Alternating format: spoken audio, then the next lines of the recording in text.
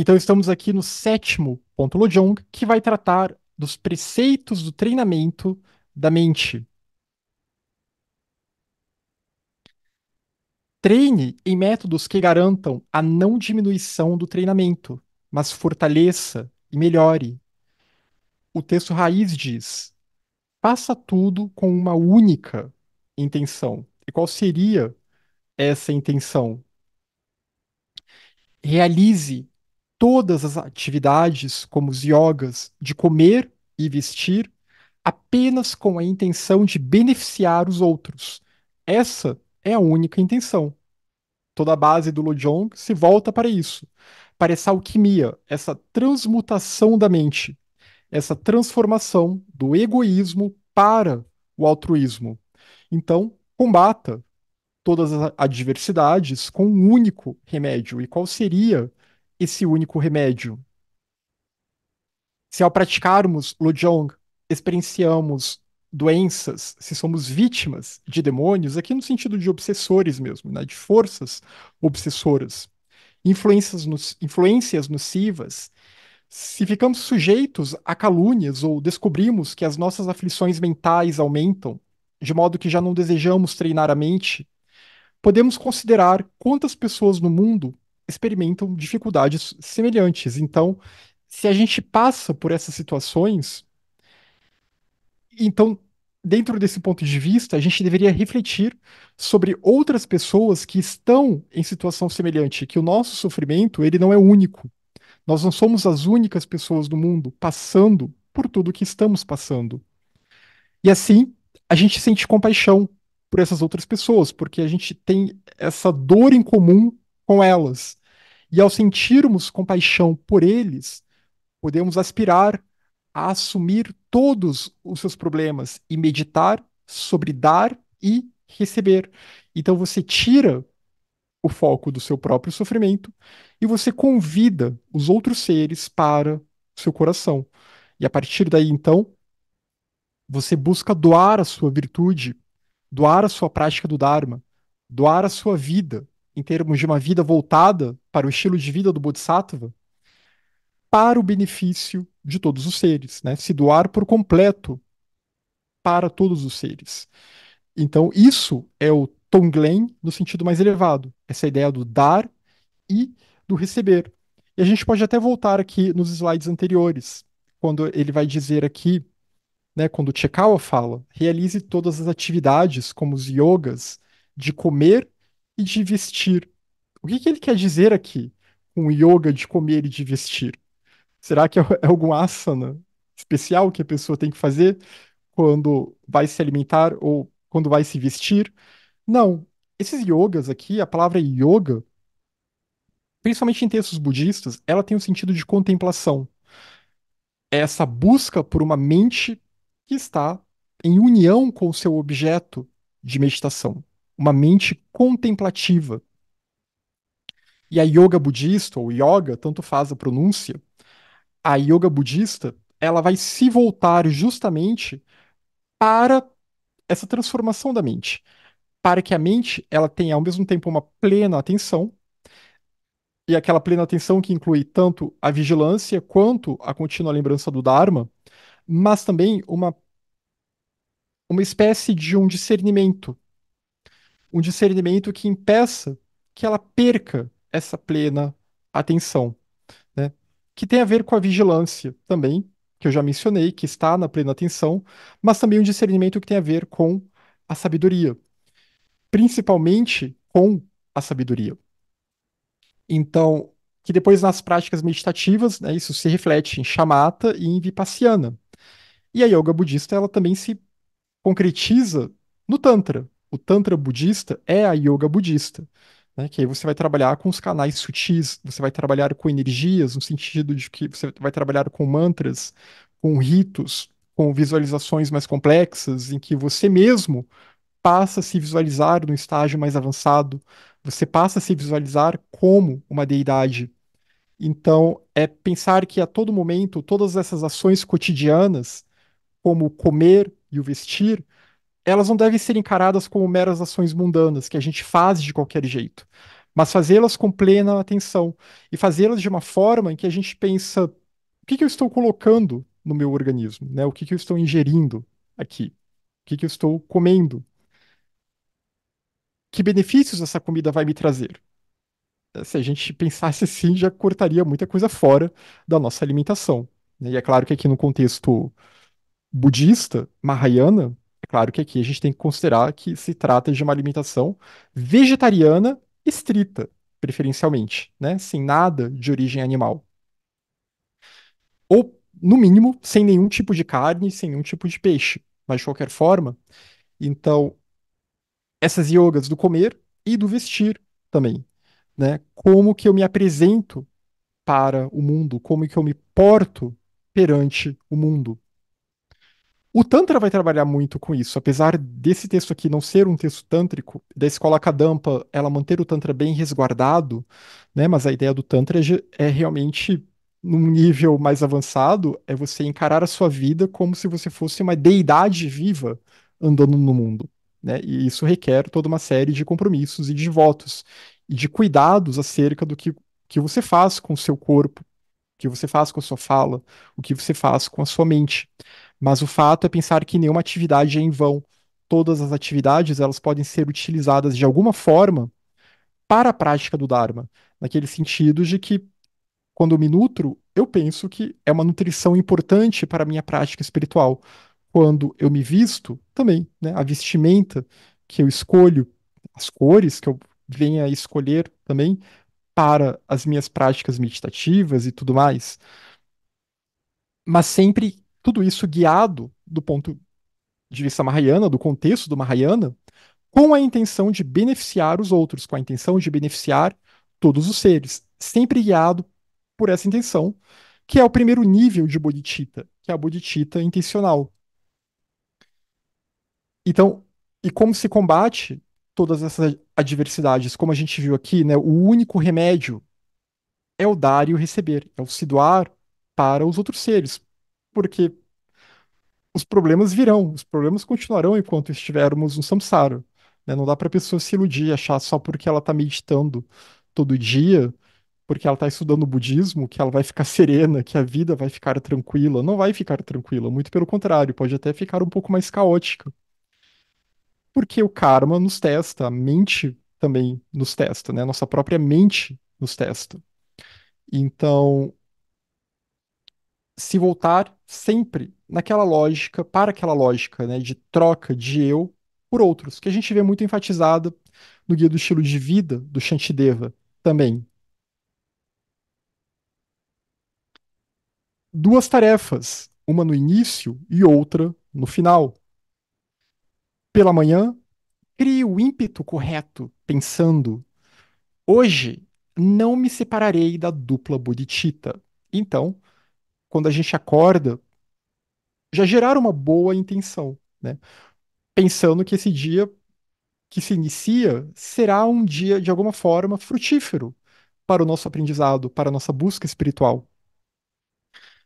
Então, fazer esse compromisso, né, ou essa aspiração, né, de não me separar da dupla bodhicitta. Em seguida, mantenha a atenção plena e a consciência adequada durante o dia. Então, primeiro ao acordar e agora durante o dia, tentar manter a contínua lembrança, né? Tentar manter dhyana, paramita dhyana, né? A perfeição da plena atenção, a atenção plena. À noite, ao se preparar para dormir, reveja as atividades do dia. Então, antes de dormir, reflita sobre o seu dia. Será que você conseguiu cumprir com esses compromissos, com essas metas, essas aspirações? Quais foram as situações que se apresentaram, né? Como você lidou com essas situações do ponto de vista do Dharma? Quais pensamentos estiveram mais fortes na sua mente ao longo do dia? Quais pensamentos, quais emoções?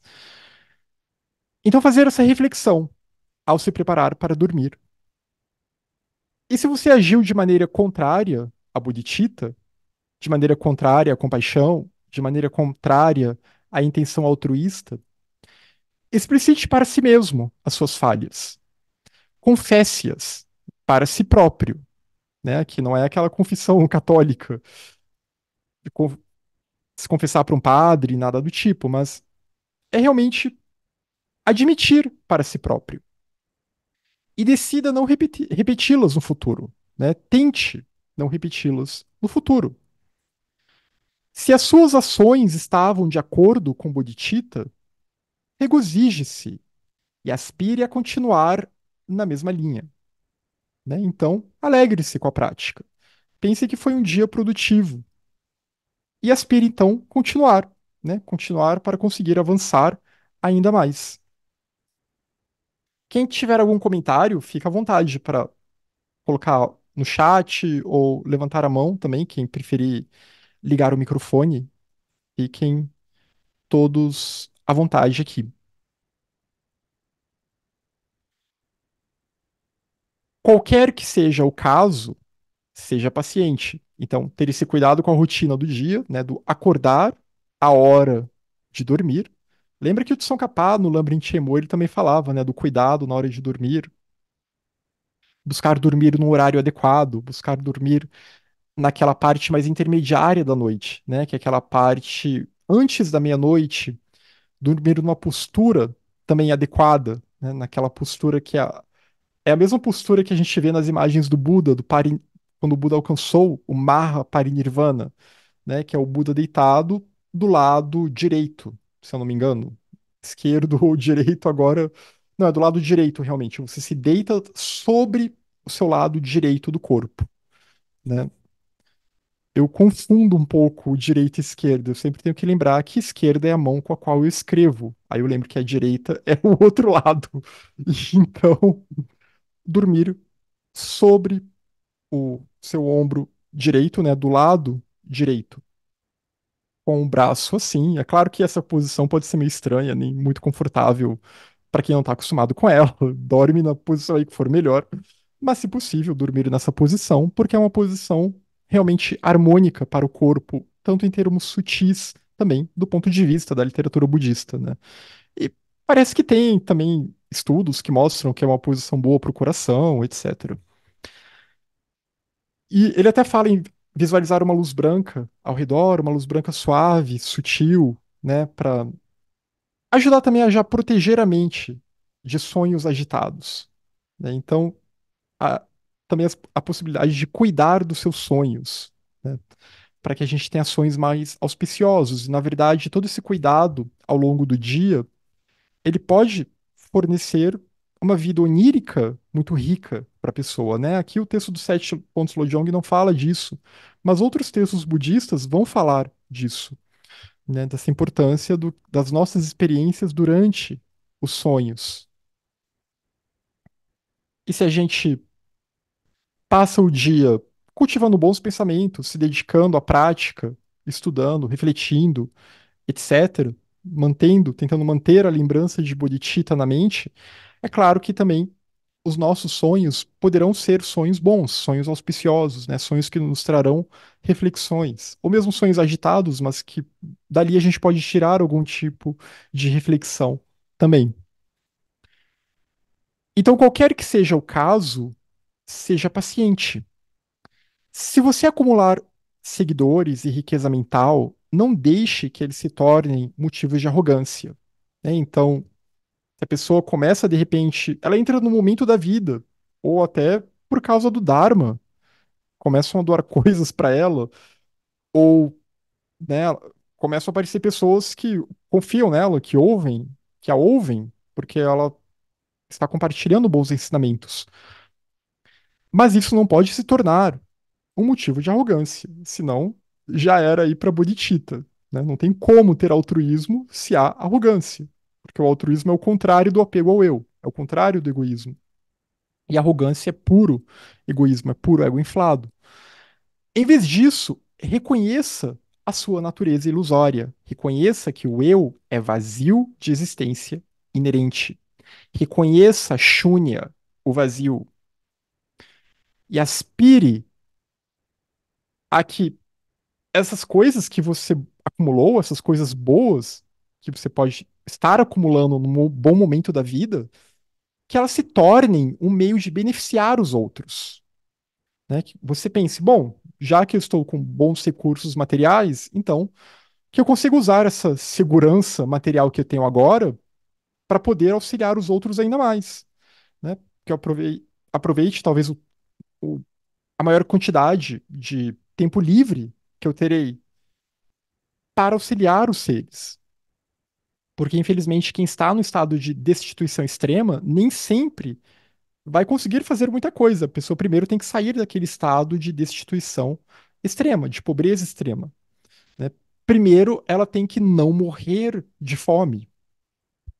Já se a pessoa já está no estado mais abastado de vida, ela tem que aproveitar aquilo, porque é uma oportunidade kármica, é uma oportunidade que ela tem, porque em geral ela vai ter mais tempo livre, né?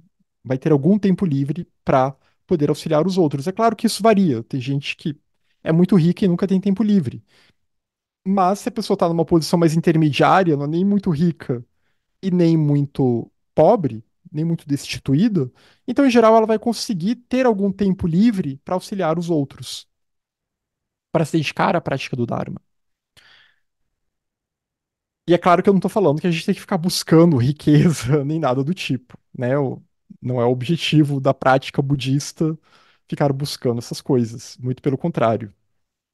Mas, se essas coisas vêm a nós de alguma forma, aí a gente tem que ter um cuidado redobrado para não se corromper e pensar que não, então eu tenho que usar isso aqui para fazer um bem, né? Eu tenho que transmutar essas coisas que estão chegando aí, né? Tenho que transmutar o vil metal em ouro para auxiliar os seres. Mas também o caso contrário. Se você ficar tão desamparado a ponto de ficar, como diz o ditado, e aqui é algum ditado tibetano, abaixo de tudo, exceto d'água, que seria, né, aquela pessoa que está numa situação, numa classe muito abaixo das outras classes na sociedade, né? Enfim, coisas da estrutura social tibetana, mas reconhecer que isso também é ilusório, né? Se a pessoa, como eu falei, se ela não está naquele estado extremo de alguém que está passando fome, mas se ela está no momento de destituição, se ela perdeu talvez uma posição mais abastada que ela tinha, ainda assim que ela não fique se remoendo por causa disso. E que ela se foque no que é de fato importante. Que ela assuma o sofrimento dos outros e não esmoreça. Né? Que ela não deixe, que ela não abandone o Dharma por causa disso. Senão, se ela abandonou, é porque no fundo nunca houve uma convicção naquela mente. Né? Ela sempre pensou, ela sempre, de alguma forma, talvez até mais inconsciente, esperava algum tipo de recompensa material da sua prática do Dharma. E como eu falei, isso não virá, né? Isso não virá definitivamente.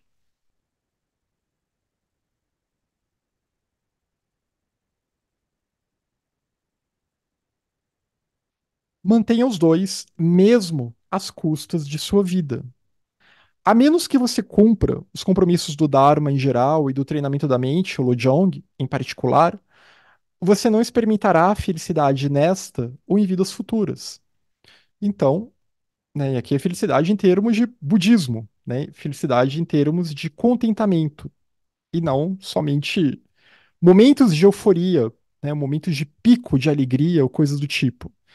Mas aquela felicidade que é um contentamento.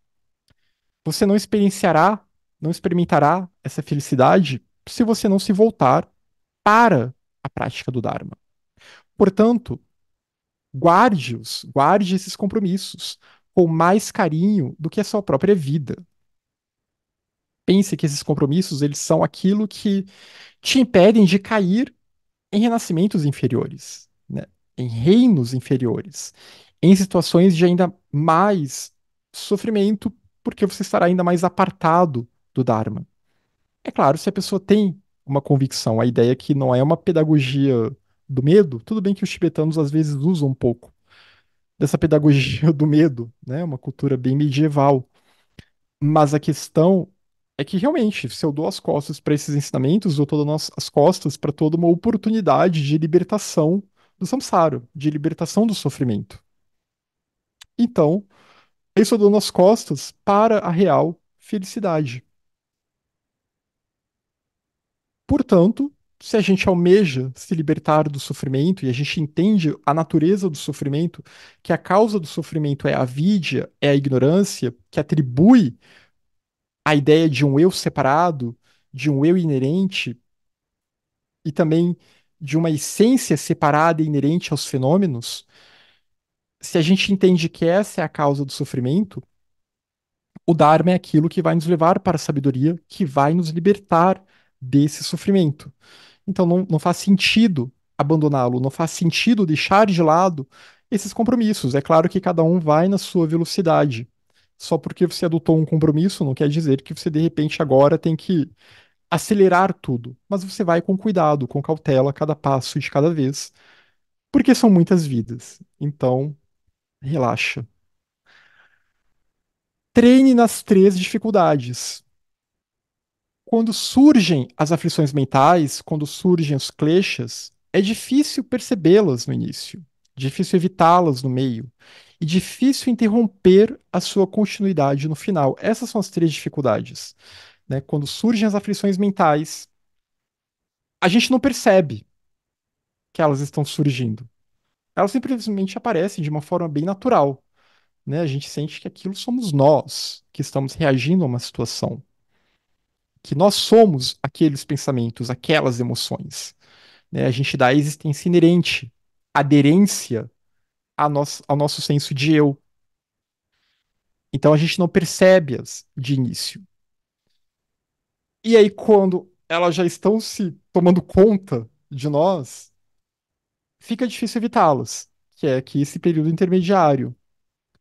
E é difícil, então, interromper a sua continuidade no final. É difícil interromper esse fluxo de aflições mentais, porque uma vez que a gente cede a elas, elas vão nos dominar.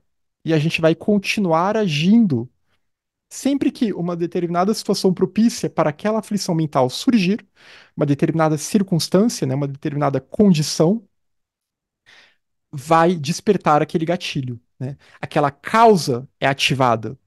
Lembra que o karma, causas e condições. Aquela causa é ativada. E aí a gente sofre as consequências daquilo. Então, essas são essas três dificuldades. Como perceber esse surgimento? Precisa de vigilância. Como evitá-las no meio? É necessário aplicar os antídotos, tanto para evitá-las nesse período intermediário, né, quando agora elas já estão tomando conta de nós, e também interromper esse fluxo, essa continuidade. É como se você deu uma cordinha para um bonequinho e agora ele saiu andando. Agora você tem que parar esse bonequinho. Reconheça-as, portanto, quando surgirem. Fortalecer o antídoto, fortaleça o antídoto para abandoná-las no meio. E faça todos os esforços para garantir que elas não voltem a surgir no final. Então, novamente, tem que aplicar os antídotos e tem que ter a vigilância mental e a contínua lembrança. Tem que ter uma mente meditativa. E acho que isso está bem óbvio com esse texto aqui, que sem meditação não há salvação. Sem uma prática consistente de meditação, constante de meditação, preferencialmente diária, às vezes mais de uma vez por dia, a gente não vai conseguir domar as perturbações. A gente não vai conseguir domar a nossa mente. Adquira as três disposições principais. As disposições mais importantes para a prática do Dharma são encontrar um bom professor, um bom guru. Praticar autenticamente, com uma mente funcional, né? Uma mente ativa, uma mente que é capaz de refletir, uma mente que é capaz de exercer o seu discernimento. E reunir as condições que conduzem à prática do Dharma. Né? Reunir as condições propícias, que são aquelas condições do tempo livre, por exemplo, né? Aquelas condições de obter o material necessário, aquelas condições de se preparar para a prática do Dharma, preparar um espaço para a prática meditativa e daí por diante. Estudar, refletir, tudo isso vai levar para a prática do Dharma. A meditação que já é uma prática, mas que também conduz para a prática diária, né? Quando não estamos meditando, ela vai nos ajudar a lidar com as situações quando não estivermos meditando, porque a nossa mente ela já vai estar mais nutrida realmente pelo Dharma por meio da prática meditativa. E a ideia é que a gente tem uma mente meditativa até mesmo quando não estivermos meditando. Quando esses três estiverem completos, né, um bom professor, né, um professor adequado do Mahayana, uma prática autêntica, com uma mente funcional, uma mente que tem discernimento, e as condições adequadas para a prática, quando eu reúno essas três disposições, então regozije-se e faça a aspiração de que outros possam obter todos os três de forma semelhante. Achar um bom professor é bem complicado. Se a gente não acha um bom professor físico, que a gente procure nos livros, que a gente procure em outras fontes, né? Até que encontre um grupo adequado e daí por diante. Mas isso é muito complicado nos dias de hoje. Sempre foi, na verdade, mas principalmente nesses tempos de degeneração acelerada do Dharma, né? E aqui eu não estou fazendo nenhum drama. É o que está escrito nos sutras, nós estamos nesse período. Então, fica muito mais difícil encontrar um professor devidamente qualificado no Mahayana, que não é só alguém que está falando, né? Não é, por exemplo, eu aqui que estou expondo, né, como numa aula, etc. É algo como, digamos assim, alguém como um Tsongkhapa. Esse é um bom professor do Dharma. É alguém como Shantideva, é alguém como Geshe Chekawa, é alguém que vive plenamente o Dharma. É alguém que vive plenamente o Dharma, é alguém que é um exemplo de fato, é um exemplo real, não é só da boca para fora. É alguém cuja shila, cuja harmonia, cuja conduta ética é ilibada. Então, que tem total coerência e consistência com os princípios e preceitos do Dharma. E alguém que tem um bom discernimento também, para não desencaminhar os discípulos para práticas inadequadas, para abordagens filosóficas que são abordagens inadequadas, que são abordagens que não vão levar para a libertação do samsara, né? Que não vão para não fazer com que os discípulos caiam em visões errôneas. Tudo isso é muito difícil. É muito difícil encontrar esse tipo de guru nos dias de hoje. Isso depende do nosso karma também.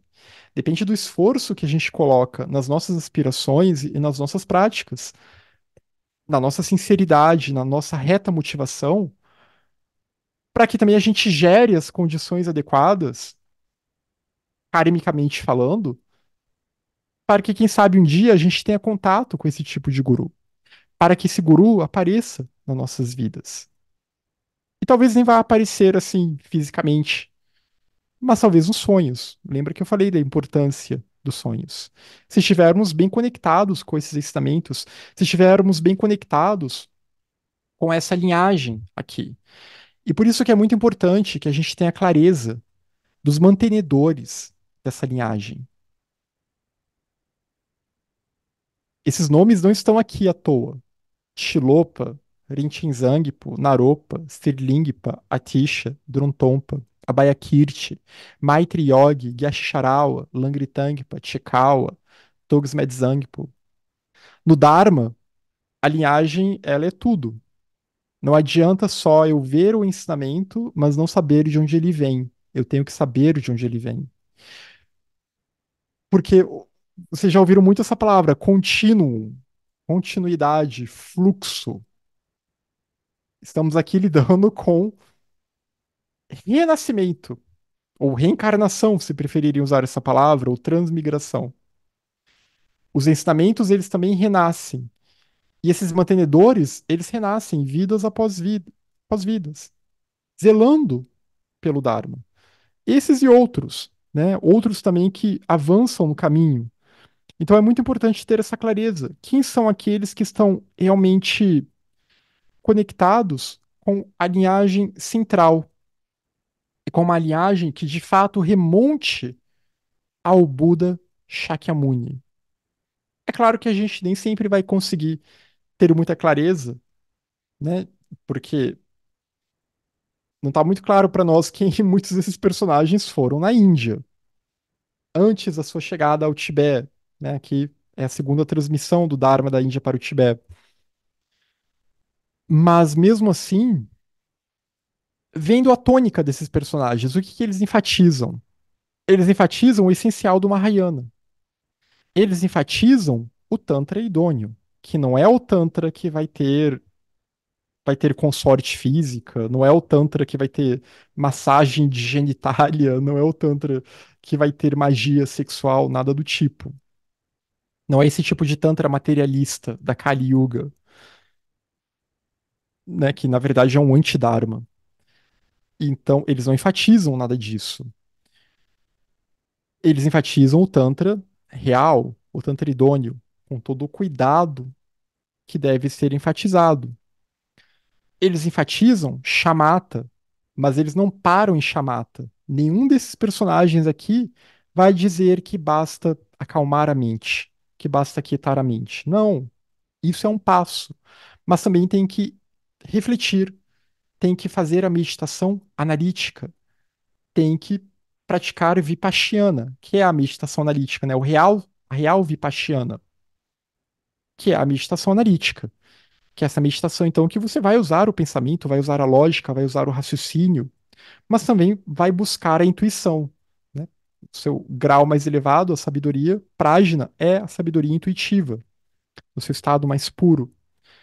Mas a mente, ela tem que estar pensando de uma forma reta, o reto pensamento, a reta compreensão, a reta visão, como também é chamada, a reta compreensão. Ela é necessária para que a mente se torne um campo fértil para a intuição, ou melhor, para que a intuição desperte. E todos esses personagens vão seguir esse tipo de abordagem.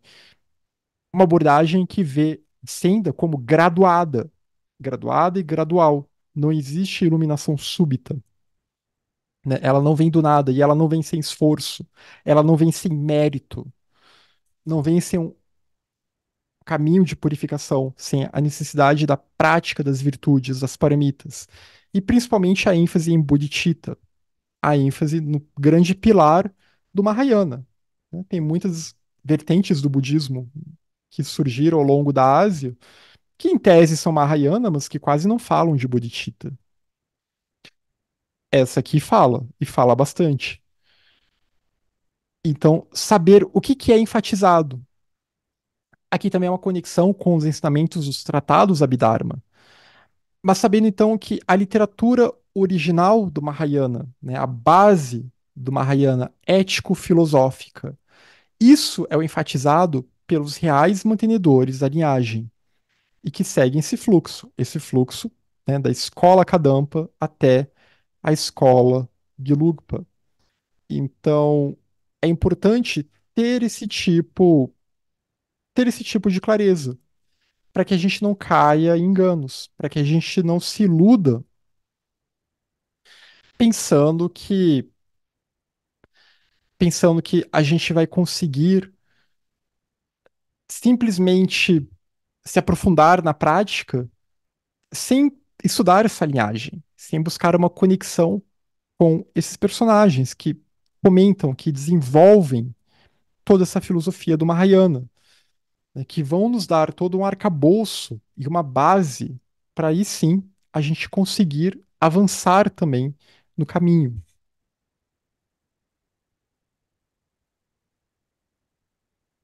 Voltando aqui, então é complicado. É complicado achar um bom guru, né? Mas buscar identificar quem são esses mantenedores. Isso já vai nos ajudar bastante, né? E buscar então levar a nossa mente, os nossos pensamentos para esses personagens, para os seus ensinamentos e tentar aplicá-los, tentar entender, compreender, etc. Meditar sobre eles. E isso requer também uma prática autêntica, requer uma mente que não seja preguiçosa, uma mente disposta a ter discernimento. O Mahayana. De fato, não é um caminho só para quem quer ficar calmo e relaxado, né?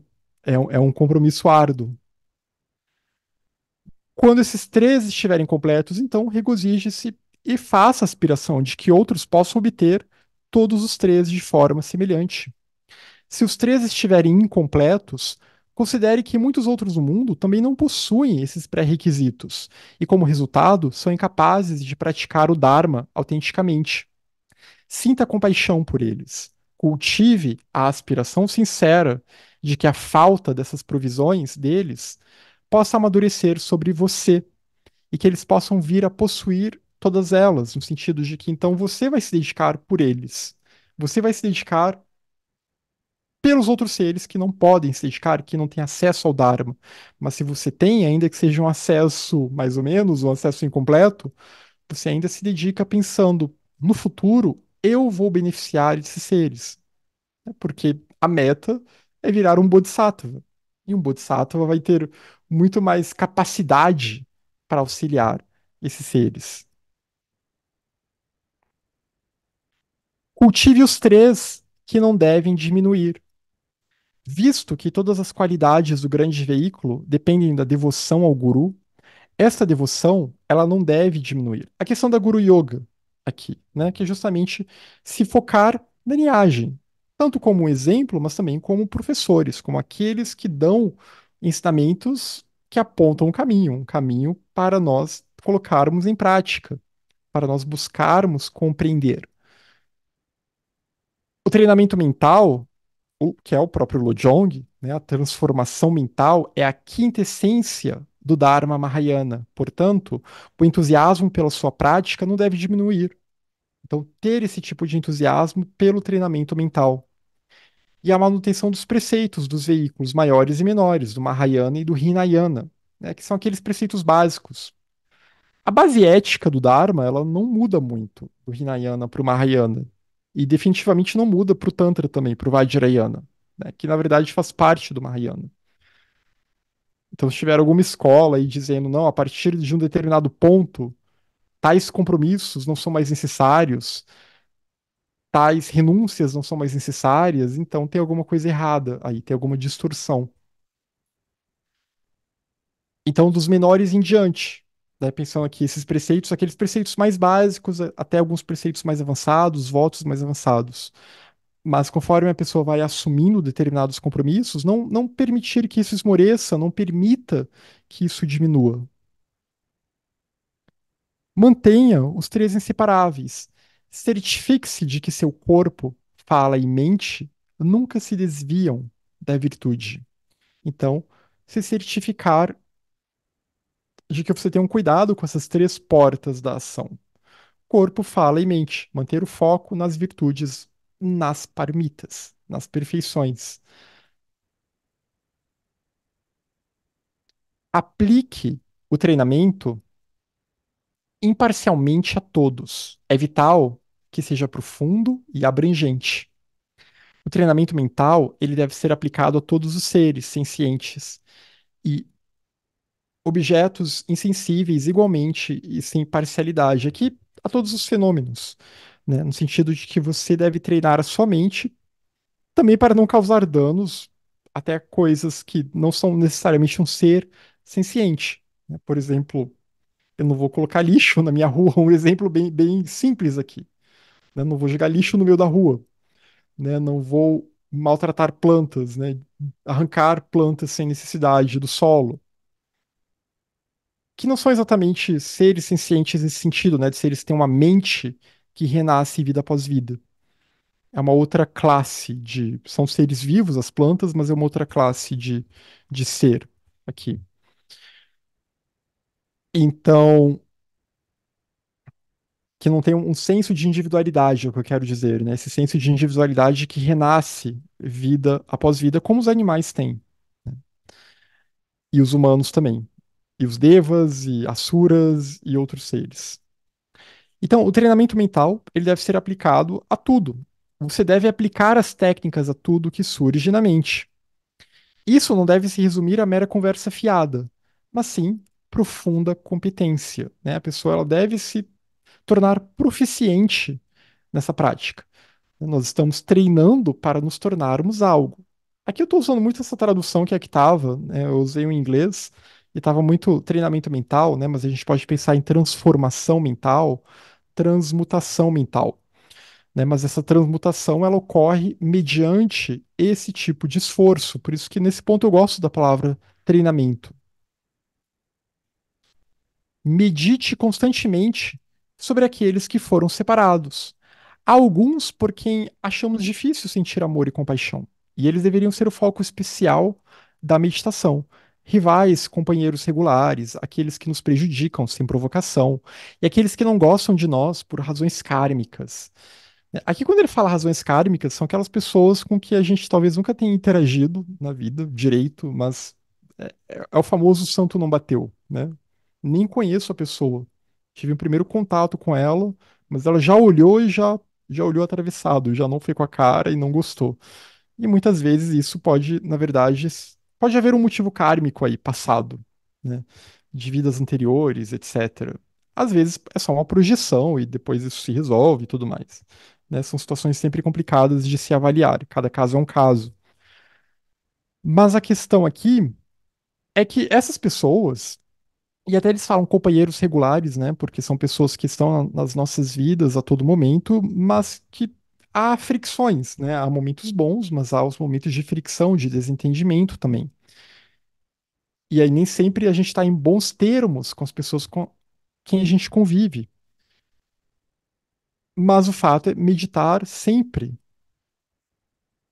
com uma perspectiva de amor e compaixão, Maitri, a bondade amorosa, o amor incondicional para com essas pessoas. Então, o mais difícil, eu acho, é realmente quando a gente se volta para aqueles que nos prejudicaram sem provocação, né? Ou mesmo os que nos prejudicaram por provocação, e às vezes a provocação nem foi tão intencional assim da nossa parte, não importa, mas realmente as pessoas que nos prejudicam, né? É muito difícil. Talvez é o caso mais difícil aqui, é a gente desenvolver esse senso de compaixão por elas. E que não significa permitir que elas nos ataquem, que elas nos maltratem, muito pelo contrário. Às vezes, a gente inclusive vai ter que ter uma reação enérgica para que elas parem.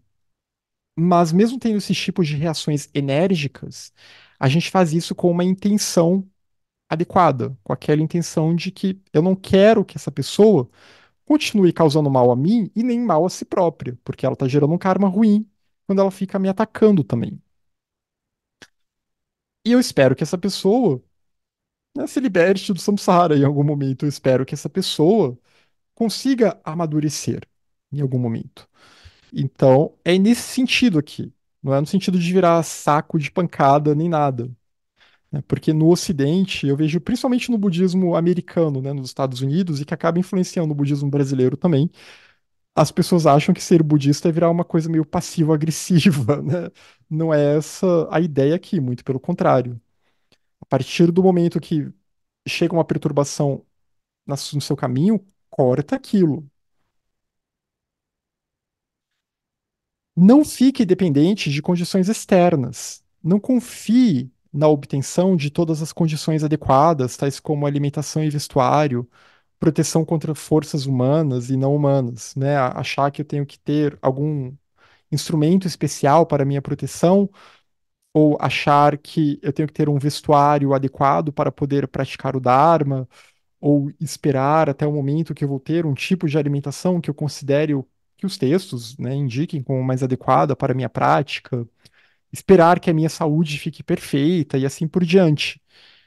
Não fique esperando que você vai conseguir todas essas condições adequadas. A gente pode conseguir uma ou outra, e algumas nem são tão importantes assim, como, né, a questão do vestuário. É que aqui, como trata de um texto que foi escrito num ambiente monástico, que aí eles têm toda uma preocupação, né, com a questão da indumentária, com a questão do cuidado com as suas roupas, os seus hobbies, etc.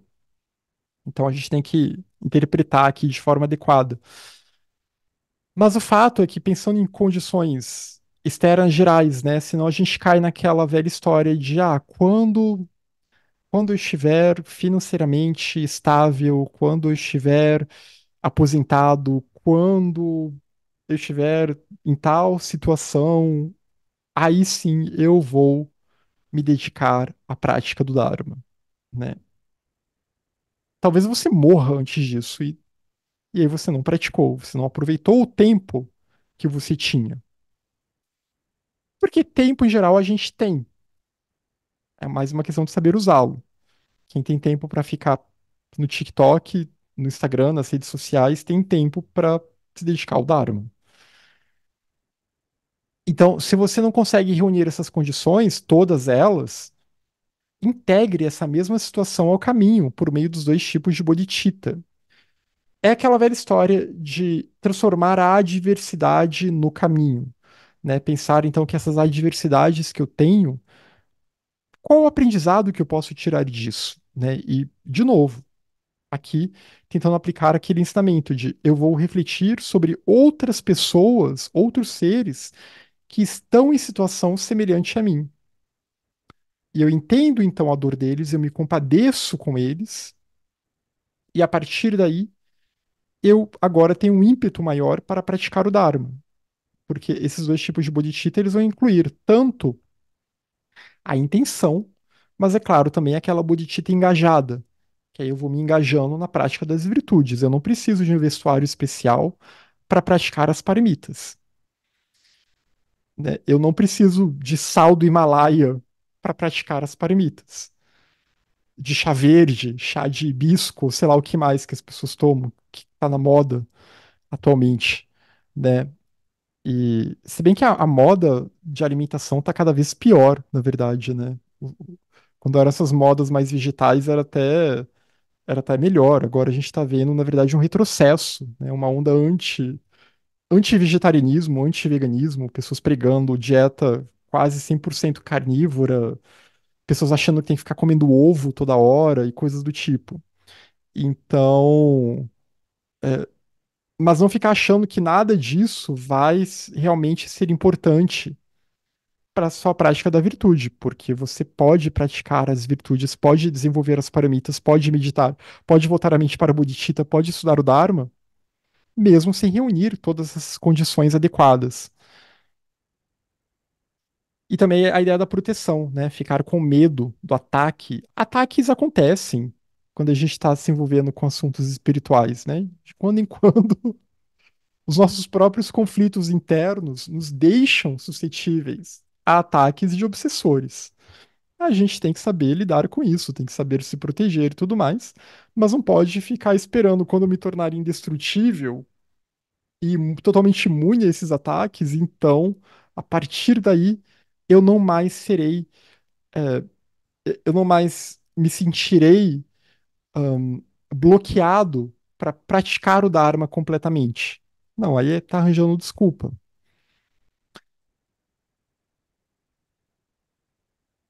O Darimber comentou, mesmo com acesso a lições budistas, místicas, entre outras, ainda é difícil não devolver agressão a quem nos agride. Sem conhecer essas lições, parece ser praticamente impossível. É exatamente, né? Até porque a gente vive num mundo, numa cultura, não só brasileira, as culturas gerais, que realmente ainda tem muito aquela ideia do olho por olho, dente por dente. Muito forte, muito arraigado, né? Pessoas que se orgulham de serem vingativas, etc. Mas o fato é que, do ponto de vista kármico, isso só nos enrola ainda mais, isso só vai nos causar dano. Então, até se a gente não quiser causar dano a nós mesmos, é melhor a gente evitar esses tipos de reações. Muitas vezes a gente vai ter que ser enérgico, né? Mas sempre tentando evitar que essa reação de autodefesa, que muitas vezes é necessária, seja guiada por um senso de ódio, de raiva. Mas simplesmente porque, né, se o nosso tá na reta, a gente tem que se proteger de alguma forma. Como eu falei, a ideia não é ficar levando pancada e aceitar aquilo, aceitar calúnias, etc, né? Definitivamente não. Mas encarar como um teste, e aí como reagir, como se defender, mas ao mesmo tempo, sem que seja de uma forma raivosa, até porque a raiva faz com que muitas vezes a nossa reação seja ainda pior do que a agressão que a gente sofreu, né? Seja ainda desproporcional. A gente vê isso muito aí nas guerras do mundo. Então, e que as guerras começam aqui, na nossa mente, né? Os conflitos começam na nossa mente. A Irinice comentou que faz a diferença mesmo estudando é a meditação, exatamente. Ela favorece a vigilância contínua e etc. E é isso, gente. Sem meditar, não tem salvação. Sem meditação não adianta. Não adianta a gente ler os assuntos, não adianta, a gente pode ler várias literaturas, não só a budista, outras tradições, etc. Mas se a gente não introjetar isso numa prática meditativa, numa busca de uma vida contemplativa, não vai adiantar, não vai ter efeito. Não vamos transformar as nossas mentes. Então, a meditação é essencial. Uma rotina consistente de meditação diária. Não precisa ser 1 hora, não precisa ser 4 horas, né? Mas podem ser alguns minutos, por exemplo. Então, isso já é bem suficiente. Desta vez, pratique o que é mais importante. Todas as formas físicas que adotamos ao longo dos tempos sem início, dos tempos desde tempos sem início, na verdade, foram em vão. Né? Foram em vão porque a gente continua sofrendo. A gente continua no samsara. Então, vidas e vidas sofrendo, aprisionados ao samsara. Agora, nesta vida, na nossa vida de agora, devemos realizar o que é mais importante. Mais importante que os assuntos desta vida é o Dharma. Mais importante que o estudo e o ensino do Dharma é a prática. Mais importante do que outras formas de prática é o treinamento em bodhicitta. Mais importante do que treinar através das escrituras e do raciocínio é a prática assídua, baseada nas instruções do Guru. Mais importante do que outras formas de conduta é permanecer sentado, a referência aqui é a meditação, e praticar. Mais importante do que evitar objetos é aplicar o antídoto, né? Saber quando aplicar os antídotos adequados para que a gente não fique impossibilitado de agir no mundo. Estas são as coisas mais importantes para colocar em prática. Aqui ele foi colocando numa gradação, né, num crescendo. Mas a questão é que tudo isso aqui é importante, né? Então, o Dharma, o estudo do Dharma, Bodhicitta, treinar a mente em Bodhicitta, né? Buscar as instruções do Guru, né? As instruções do Guru referentes ao estilo de vida do Bodhisattva, como diz o texto do Shantideva, por exemplo, né? Como organizar a minha vida de acordo com esses ensinamentos do Dharma. E não é invencionice da cabeça do Guru, mas ensinamentos, né, que estão que são coerentes com essa literatura. E mais importante, né, é meditar, permanecer sentado e meditar a partir de toda essa base aqui. Eu não estou falando só meditar, não adianta só meditar sem nada disso, porque tem muita gente meditando à toa aí no mundo também. Né? Muita gente fazendo mindfulness sem saber o porquê, para quê. Né? Não, aqui tem um propósito e tem uma base filosófica, tem uma visão. Né? E a ideia, então, é que a gente alcance essa visão, que a gente desperte a nossa mente. E mais importante, ainda assim, é aplicar o antídoto, né? Uma mente contemplativa, ela é capaz de aplicar os antídotos. Ela é capaz de transmutar o vício em virtude. E ela não fica mais tão suscetível aos vícios. Essas são as coisas mais importantes para colocar em prática. Vejam que está bem prático aqui, né? É um bom roteiro aqui de prática. E bodhicitta no coração, né? Até se a gente for pensar, o bodhicitta está bem aqui no meio. Mais importante do que outras formas de práticas é treinar em bodhicitta, né? Voltar a mente para bodhicitta, ler sobre bodhicitta e tentar gerar bodhicitta, o altruísmo. Não entenda mal, não entenda de forma errônea. E aí, há 6 formas de mal entendidos a serem evitadas. A primeira é a paciência inadequada, que consiste em suportar quaisquer dificuldades relacionadas a superar os inimigos e proteger os amigos,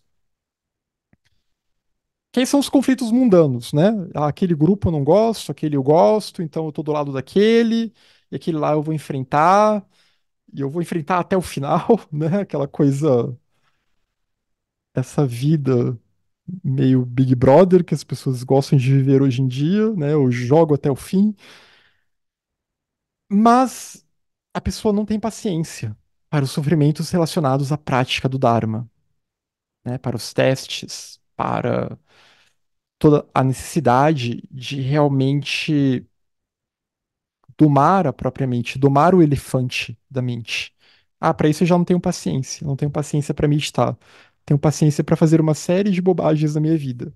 Mas para meditar eu não tenho paciência. Eu já vi muita gente falando isso, né? Muita gente que foge da meditação usando essa desculpa. Ah, não, eu não tenho paciência, eu não consigo. E na verdade é uma questão de prática e que requer paciência, né? Porque é aos poucos que vai melhorando na prática. O segundo mal entendido a ser evitado é a intenção equivocada, que consiste em não sentir interesse na prática pura do Dharma, mas sim se interessar pelas glórias e riquezas desta vida. Então é aquela coisa, você se volta apenas para as metas desta vida e deixa o Dharma de lado. Então, há uma intenção equivocada aqui, né? Uma intenção egoísta e materialista, enfim. O terceiro ponto é a apreciação mal direcionada, que consiste em deixar de saborear o Dharma por meio do estudo, da reflexão, da meditação, mas saborear somente os prazeres mundanos aqui. E não é que os prazeres mundanos sejam condenados ou condenáveis, né? Não é nesse sentido aqui. Mas a pessoa se volta apenas para isso, né? Ela não tenta ir além disso. Então ela acaba ficando escrava, né? Vira apenas uma coisa automática e ela segura toda a felicidade dela, toda a expectativa de felicidade dela, né, nessas experiências. Mas como eu falei, não é que haja algo essencialmente errado ou condenável em experienciar esses prazeres, né? Você, sei lá, uma comida boa ou uma boa sensação, né? O cheiro bom de uma flor, de um incenso. São prazeres dos sentidos, né? Não há nada de errado com eles. O problema é eu achar que isso é que vai me trazer o contentamento, vai me trazer uma felicidade plena, e eu me voltar apenas para isso.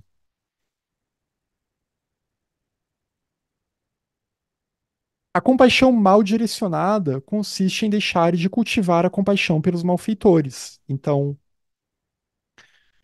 e cultivar apenas por aqueles que enfrentam dificuldades em prol do Dharma. Vejam que interessante isso aqui, né? Porque a compaixão ela tem que ser impessoal, ela tem que abarcar a todos. Se eu só tenho compaixão por aqueles que estão no caminho, que estão na senda, e que às vezes estão até mais avançados no caminho, é fácil, né? Mas aqui eu estou fazendo uma seleção, é que nem eu estou dividindo aqui, não, esses aqui merecem, são dignos de compaixão, esses outros aqui não. E na verdade a gente tem que ter compaixão por todos. Malfeitores aqui é uma tradução, na verdade, é uma tradução para pessoas que estão envolvidas em uma série de ações não virtuosas, em uma série de ações danosas.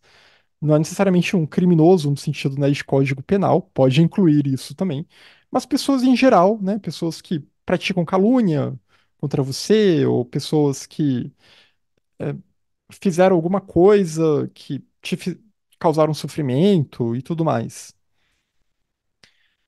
Mas então, se você não tenta cultivar a compaixão por elas, e é difícil realmente cultivar essa compaixão, mas se você não tenta, essa compaixão ela está mal direcionada, porque ela não é uma compaixão universal, não é uma compaixão impessoal. É uma compaixão seletiva, então não é uma compaixão real em termos budistas. O quinto ponto, a busca equivocada consiste em deixar de encorajar aqueles que dependem de nós a buscar o Dharma, mas encorajá-los a buscar os meios de aumentar as glórias e riquezas desta vida. Então, desencorajar pessoas que talvez a gente conheça e que confiam na nossa palavra, né? Porque sempre tem, numa relação de amizade, etc., alguma pessoa meio que confia no que a gente fala, né? Isso sempre tem na vida. E, e aquela pessoa, de repente, ela está demonstrando interesse no Dharma e você desencoraja. Não, isso não é para você agora. Vai cuidar de outras coisas, vai buscar somente o sucesso profissional. E, de novo, não que haja errado em buscar né? Segurança material na vida. O mundo é muito estável, é importante. Mas o problema é buscar somente isso e não buscar o Dharma e não pensar que essas condições materiais, inclusive, elas podem ser bem utilizadas em prol do Dharma. Então, não desencorajar as pessoas, né? Ou dizer para a pessoa, não, isso é muito difícil para você. Então, deixa para lá, não estude isso agora. E às vezes algum assunto pode realmente ser muito difícil, mas aí você também não apresenta nada mais introdutório para ela e ela está lá demonstrando interesse. Então você está fechando uma porta para aquela pessoa. E o sexto ponto é a alegria inadequada, que consiste em deixar de cultivar a alegria pelas felicidades e virtudes do samsara e nirvana, mas regozijar-se quando os rivais sofrem. O que ele quer dizer aqui com essas felicidades e virtudes de samsara e nirvana? É realmente você se alegrar quando as outras pessoas se alegram por coisas comuns. Como eu falei, a pessoa se alegrou porque sentiu um cheiro bom de um incenso. Ou a pessoa se alegrou porque está num bom momento da vida mundana dela e está tudo bem. Está num bom momento material, foi promovida, está feliz com isso, está saudável, e você se alegrar com isso. Então, é uma alegria relacionada mais ao samsara, né? Mas é uma alegria válida.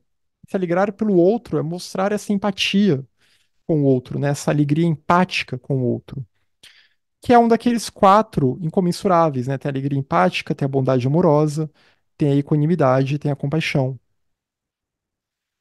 E as felicidades e virtudes do Nirvana, é claro que o Nirvana, de fato, ele está além de conceituação. Nirvana não é felicidade, porque ele está além da dualidade de felicidade e sofrimento.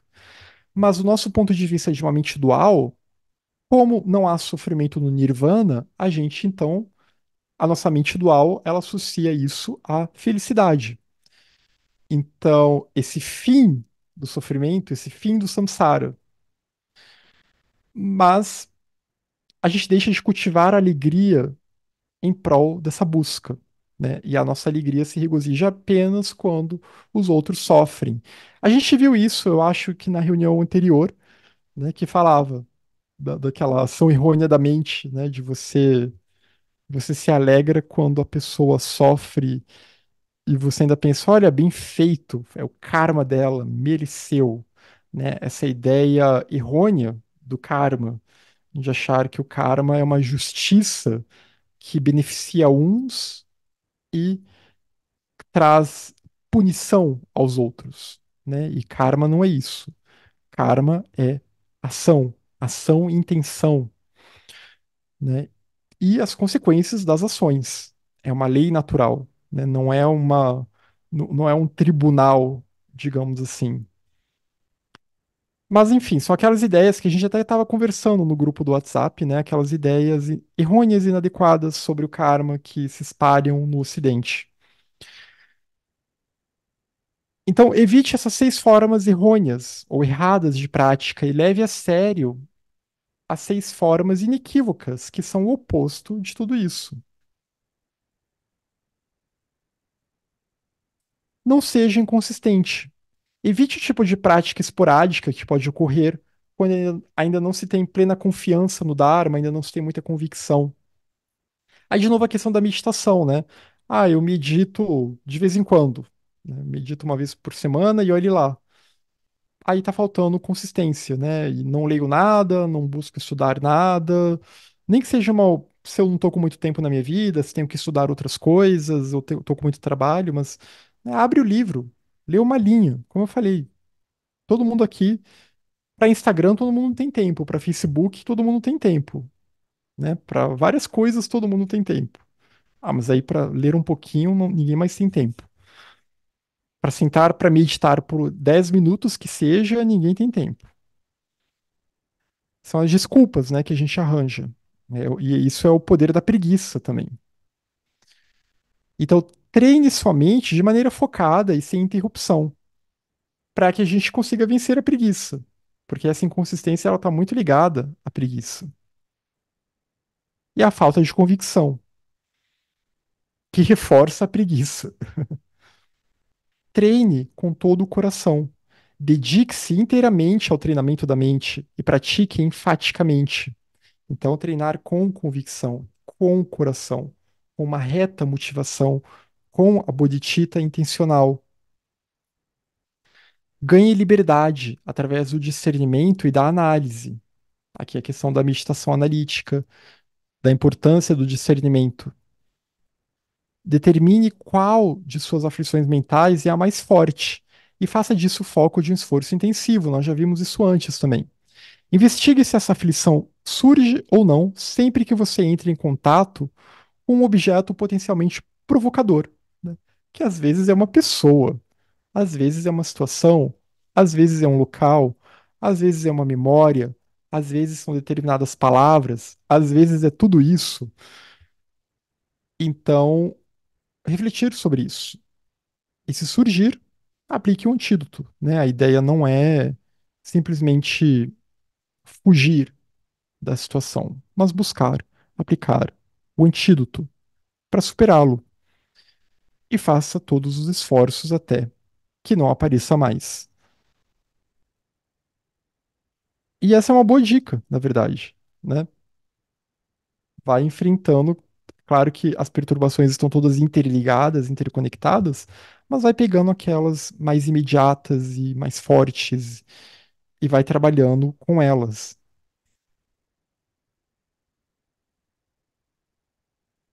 Não seja orgulhoso, não se vanglorie de quão gentil você é com os outros, de quanto tempo você pratica arduamente o Dharma, né? E aí tem que tomar cuidado, porque aí os elogios vão inflando o ego, ou de quão erudito e disciplinado você é. Não pode haver orgulho quando você medita em valorizar os outros mais do que a si mesmo. Senão não tem Lojong. Se tem orgulho, não tem Lojong, não tem Bodhicitta. Porque aí você valoriza a si mesmo mais do que os outros.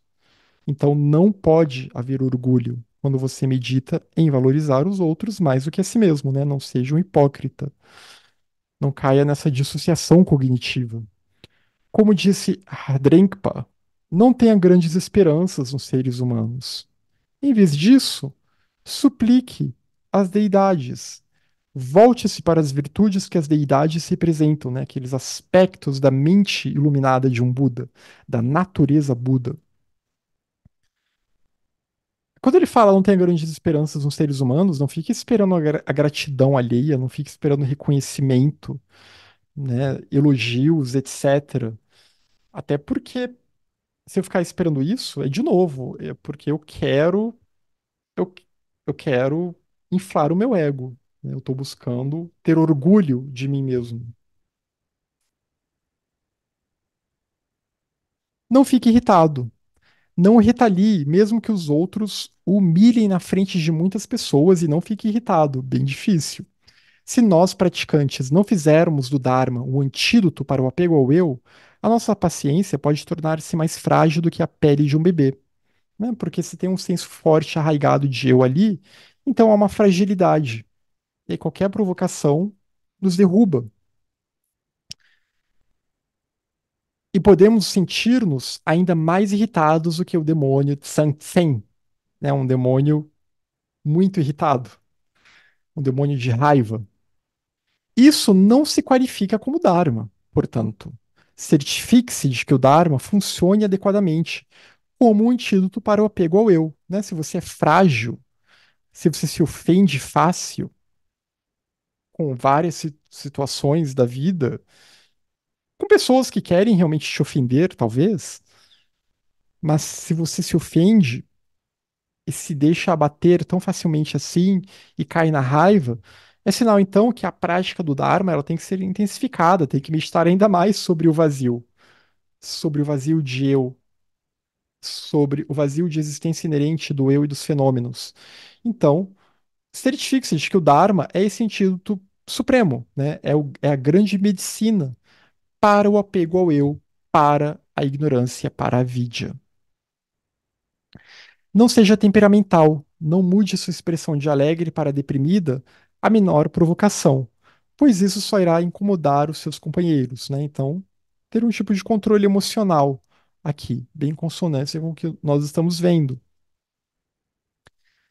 Não busque reconhecimento. Não espere palavras de agradecimento ou fama e renome por beneficiar os outros ou praticar o Dharma. Também uma ideia aqui que já vimos. Não buscar reconhecimento, gratidão, fama.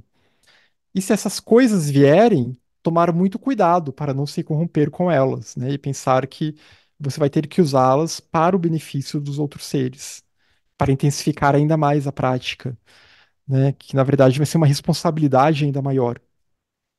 Treine bem assim durante toda a sua vida, cultivando a dupla bodhicitta nas sessões de meditação e nos períodos intermediários.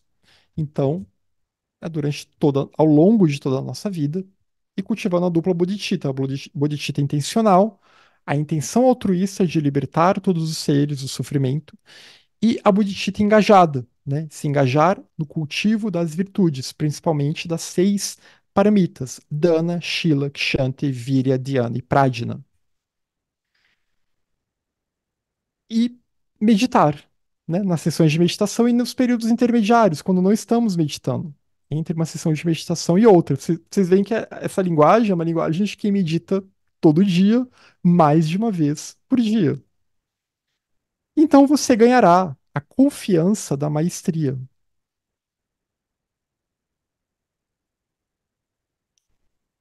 Terminamos o sétimo ponto Lojong, e aí chegamos à conclusão do texto. A essência das instruções, semelhante ao néctar, para transformar no caminho do despertar os cinco sinais predominantes da degeneração, foi transmitido por aquele da Ilha Dourada. Então, aqueles ensinamentos que foram transmitidos pelo Geshe Chekawa. Neste momento em que os cinco sinais da degeneração, aqui é o comentário do Togsmed Zangpo, no tempo, nos seres, no tempo de vida, nas aflições mentais e na visão, aqui o que ele quer dizer é que a gente vive, são sinais da Kali Yuga, né? E a Kali Yuga, ela tem início desde que a história é história, né? A gente não tem registro de uma história antes da Kali Yuga, porque tudo foi esquecido. E é uma característica da Kali Yuga. Você esquece tudo que veio antes. Então, tudo se perde. Então, neste momento, quais são esses sinais de degeneração? Do tempo, né? A nossa relação com o tempo vai se tornando uma relação que não é saudável, né? Que a gente deixa o tempo se esvair e não consegue aproveitar o tempo para o avanço na prática espiritual. A degeneração dos seres, os seres cada vez mais dominados pelas perturbações, cada vez mais perturbados.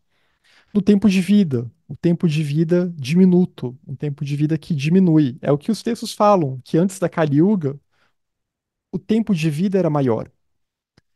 Nas aflições mentais, né? As aflições mentais elas se tornam mais preponderantes. E na visão, né? Então, as visões errôneas se espalham com mais força na Kali Yuga.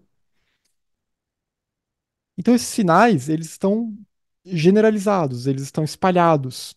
Existem poucas circunstâncias que conduzem à felicidade e muitas que provocam sofrimento, incluindo danos causados por humanos e não humanos. Estar enredado em circunstâncias negativas como essas pode se tornar um suporte para o treinamento mental. Então, pensar que essas circunstâncias, elas podem ser transformadas no caminho do despertar. E, de novo, transformar a adversidade, como o Buda fez. O que que o Buda fez? Ele transformou a adversidade no caminho do despertar. Qual é a primeira nobre verdade? Há sofrimento. Ele viu o sofrimento dos seres. E ele pensou, então eu vou transformar isso no caminho para a iluminação. Se há o sofrimento, esse sofrimento tem uma causa. Se tem uma causa, quer dizer então que ele pode ter um fim, ele pode cessar. Há uma solução, há um antídoto para o sofrimento. E há um caminho que leva para essa cessação do sofrimento. Então, não importa quantas circunstâncias negativas alguém possa enfrentar, a prática do treinamento mental garantirá que a virtude apenas aumente, né? Buscar esse Tonglen, buscar essa troca de eu por outros, buscar bodhicitta. Isso é o Lojong. Essa é a alquimia mental. Essa é a verdadeira transmutação. E isso vai garantir que a virtude apenas aumente conforme a gente vai se envolvendo mais e mais com essas práticas, tendo ciência das adversidades, tendo ciência que estamos na Kali Yuga. E como eu falei, Kali Yuga, estamos na Kali Yuga desde que o mundo é mundo. Sim, que eu quero dizer assim, desde que a gente tem registros da história. O que houve antes da Kali Yuga não temos registros, né? A Kali Yuga não começou no século XX, não começou no XXI, não começou no XIX, né? Não começou com o capitalismo, não começou com o comunismo, não começou com tal acontecimento, não é a ideologia tal que está relacionada com a Kali Yuga. Tudo da vida humana, da organização das nossas vidas, desde tempos muito antigos, pré-históricos, é Kali Yuga. E ela vai demorar para acabar. Ainda vai ter algumas centenas de bilhares de anos até o fim da Kali Yuga. Então, tem bastante tempo aí.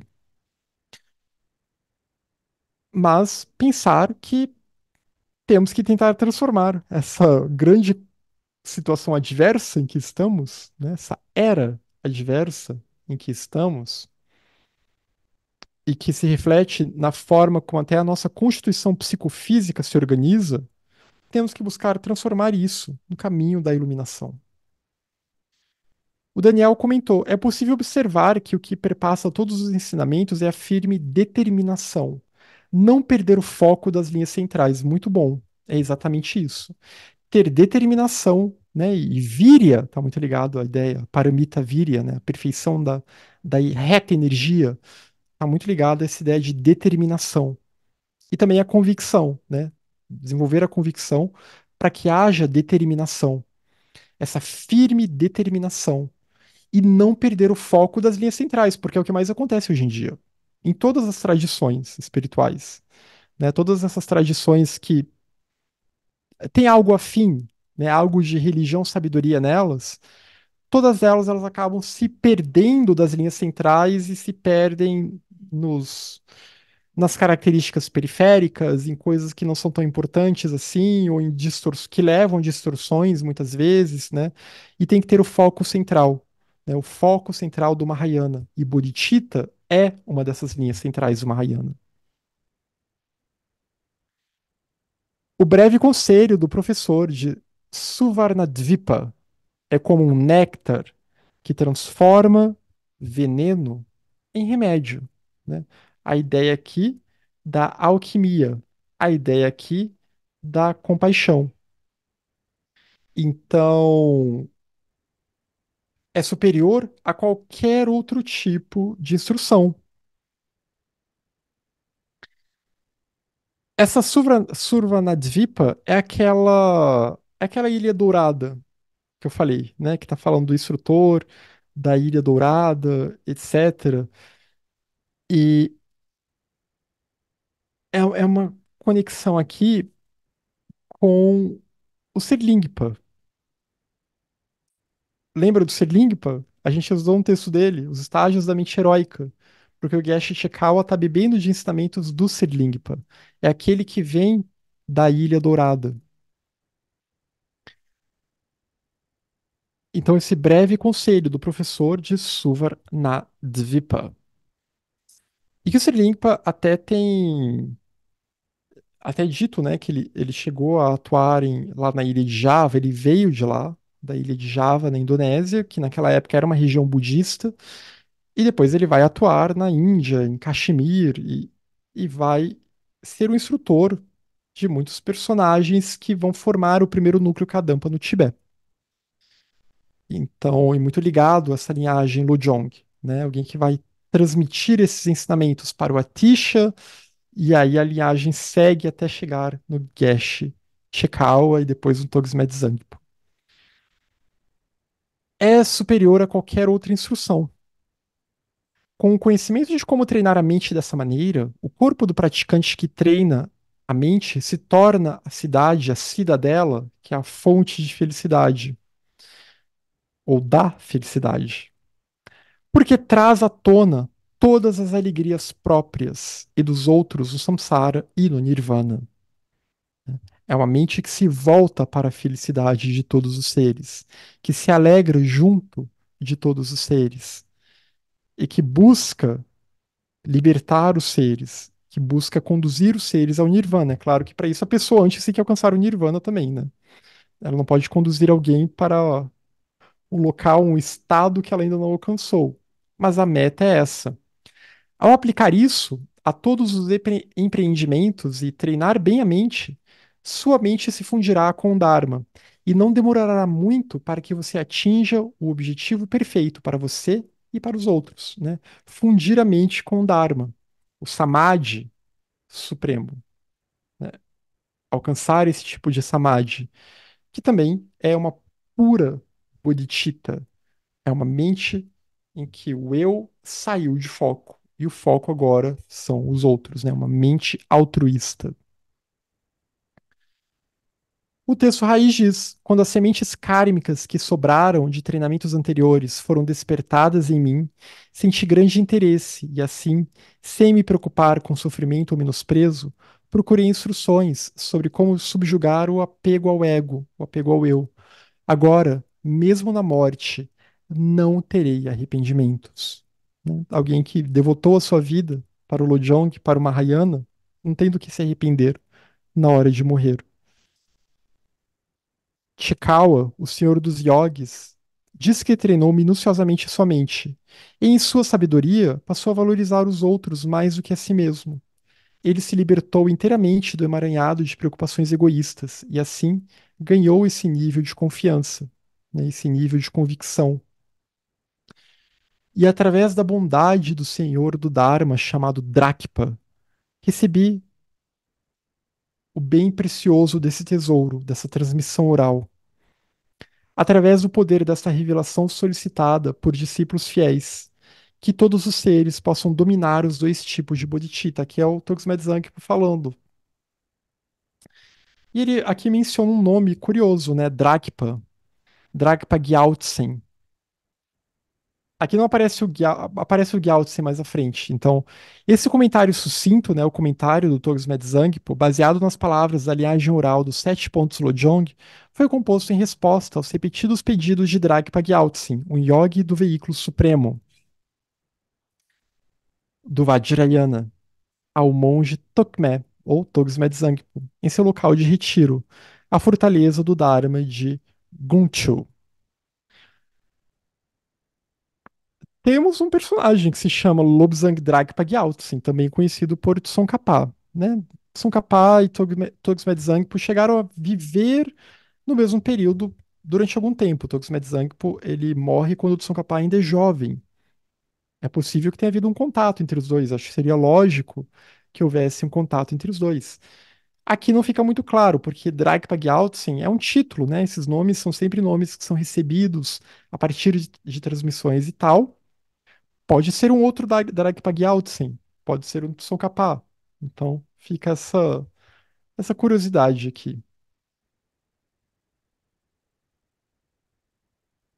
E é isso, então nós terminamos os sete pontos Lojong, né? E acho que o que fica principalmente desse texto é essa importância de buscar uma prática consistente de meditação, consistente, contínua, uma rotina de meditação. Isso é muito importante, é essencial, com base no estudo e na reflexão e buscando o bodhicitta e a aplicação dos antídotos, né? A aplicação das virtudes, o cultivo das virtudes, que é esse engajamento com bodhicitta. Então, muito obrigado.